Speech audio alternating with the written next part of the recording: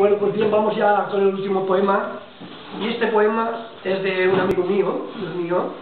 Nosotros aquí en Mataró tenemos una estación cultural y somos unos 15 o 20, y nos reunimos, pues cada semana nos estamos reuniendo y hacemos pues bastantes recitales. Y se titula Dejar a los niños soñar. Dice: dejar a los niños soñar con el amor que se tiene.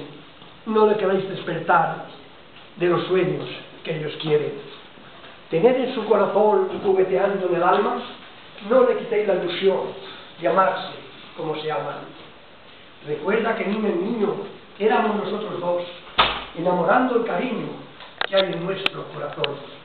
Porque el amor verdadero pasa una vez en la vida, se tiene con el te quiero, y el corazón nunca olvida.